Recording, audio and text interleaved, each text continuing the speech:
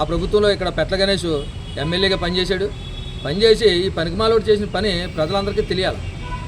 అప్పుడు జగనన్న కాలనీకి ఇల్లు కేటాయించడం కోసం భూములు కొన్నారు రైతుల దగ్గర. గవర్నమెంట్ కేటాయించిన డబ్బుల కంటే తక్కువకి రైతుల దగ్గర బేరం ఆడుకొని 15 లక్షలకి 20 లక్షలకి 10 లక్షలకి రైతుల దగ్గర కొని గవర్నమెంట్కి 40 లక్షలకి 40 లక్షల పైకి అమ్ముకొని సొమ్ము చేసుకున్నారు. అది పెద్ద కుంభకోణం.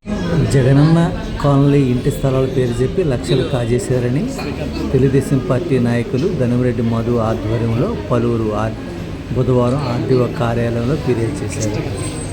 ఇంటి స్థలాలపై మొత్తం విచారణ జరిపి సిఐడితో విచారణ జరిపి బాధ్యులపై చర్యలు తీసుకోవాలని వారు డిమాండ్ చేశారు. తెలుగుదేశం పార్టీ తరఫు నుంచి గత ప్రభుత్వంలో 2019 నుంచి 24 వరకు వైసీపీ ప్రభుత్వం నడిచింది.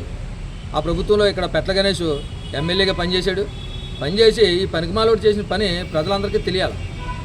అప్పుడు జగనన్న కాలనీకి ఇల్లు కేటాయించడం కోసం భూములు కొన్నారు రైతుల దగ్గర.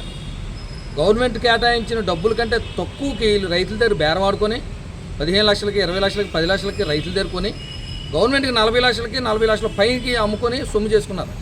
అది పెద్ద కుంభకోణం. ఈరోజు వీడు పెద్ద కబుర్లు ఆడి కూడా మొన్నదాకా నీతి కబుర్లు అయ్యాయి. అప్పుడు రైతులు కూడా కొంతమంది ఫిర్యాదు చేశారు. ఎంఆర్ఓ వాళ్ళకని ఏమండి మా దగ్గర తక్కువ కొని 40 లక్షలు 50 లక్షలకు అమ్ముకున్నారు ప్రభుత్వానికి, ఆ డబ్బులు తెచ్చి దొబ్బారు, ఆ తగిన న్యాయం చేయండి, మా డబ్బు మాకు ఇప్పించండి అని కూడా ఎంఆర్ఓ ఆఫీస్లో అదే అడిగారు. అడిగితే పట్టించుకుని దిక్కులేదు. వాళ్ళ ప్రభుత్వం జరుగుతుంది, వీడో దుర్మార్గుడు, వీడు ఇయే కాదు చాలా కుంభకోణాలు చేశాడని చెప్పేసి గత ప్రభుత్వం మా ప్రభుత్వం లేని 5 సంవత్సరాలు కూడా నెత్తి నోరు కొట్టుకున్నాం. వాళ్ళ ప్రభుత్వం అవడం వల్ల సరైన ఎంక్వైరీ లేదు, వాళ్ళ మీద సరైన యాక్షన్ లేదు.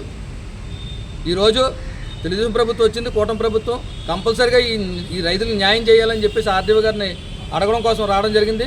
ఈ రైతులకి కూడా ఒక విషయం చెప్తున్నాం, మీరు ఇలా మోసపోయిన వాళ్ళందరూ కూడా సంబంధిత మండలాల్లో పోలీస్ స్టేషన్లో కానీ మండల రెవెన్యూ ఆఫీసర్లకు కానీ అవసరమైతే అయ్యన్ పాత్రి గారి దృష్టిలో ఉంది, ఇది అయ్యన్ పాత్రి గారి దృష్టికి కానీ వచ్చి మీరు పలానా మా ఊరండి, ఇది పలానా దగ్గర మమ్మల్ని ఎలా మోసం చేశారని ఎవరెవరు ఎంత డబ్బులు మోసపోయారు అన్నది ఫిర్యాదు చేయవలసిందిగా కోరుతున్నాం.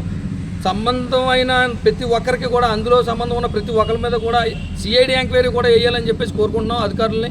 అయ్యన్ పాత్రి గారి దృష్టిలో ఈ కుంభకోణం జరిగిందని చెప్పి అయ్యన్ పాత్రి గారి గతంలోనూ కూడా తెలుసు. ఆయన్ని మేము కోరుకునేది ఏంటంటే వీళ్ళు మనం కాదు సిఐడికి అప్పచెప్తేనే తగిన న్యాయం రైతులకు జరుగుతుందని అనుకుంటున్నాం. మేము ఈ రైతులందరికీ కూడా న్యాయం జరిగే వరకు కూడా మా పార్టీ వాళ్ళకి అండగా ఉంటుందని ఈ సందర్భంగా తెలియజేస్తున్నాం. ఈ పనికిమాలకి తగిన బుద్ధి మాత్రం చెప్పాలి కంపల్సరీగానే, ఇలాంటివి ఊరుకోకూడదు. తక్కువ కాదంటే రైతుల దగ్గర ఒక్కొక్కరి దగ్గర 25 లక్షలు 25 లక్షలు తినేసి పెట్ల గణేష్ వీడు పెద్ద కబుర్లు చెబుతాడు. ఇలాంటి తిట్టకపోతే ఏం చేస్తారండి? వీళ్ళ నాయకులు గత 5 సంవత్సరాల్లో ఉద్యోగాలు ఇప్పిస్తామని చెప్పి ఎంతోమందితో డబ్బులు తినేశారు. వాళ్ళు కూడా అలాంటి వాళ్ళు ఎవరో ఉంటే సంబంధిత మండలాల్లో పోలీస్ స్టేషన్కి కంప్లైంట్ ఇవ్వండి. మా పార్టీ వాళ్ళకి సపోర్ట్ చేస్తుంది. వాళ్ళు డబ్బులు ఇప్పించే వరకు కూడా వాళ్ళ తరఫున వాళ్ళకి అండగా ఉంటామని సందర్భంగా తెలుసు.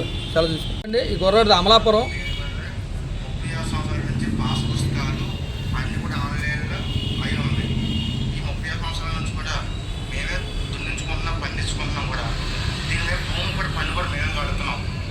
సంవత్సరాల నుంచి కూడా దీంట్లో ఎవరికి హక్కుని చెప్పి ఎవరు రాలేదు.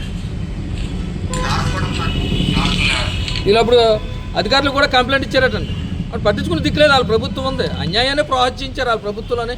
ఇలాంటి వాళ్ళు ఎంతోమంది ఉన్నారు బాధితులు, వీళ్ళందరికీ కూడా న్యాయం జరిగే వరకు కూడా అండి. లేదా మా అయ్యన్ పాత్రి గారి దగ్గరికి కూడా వచ్చి ఎవరెవరు ఉన్నారో వాళ్ళ డీటెయిల్స్ కూడా ఇవ్వాలని కోరుకుంటున్నాం. ఈ సందర్భంగా తగిన న్యాయం చేయడం కోసం మా పార్టీ తరఫున మేము తగినంత కృషి చేయడం జరుగుతుంది.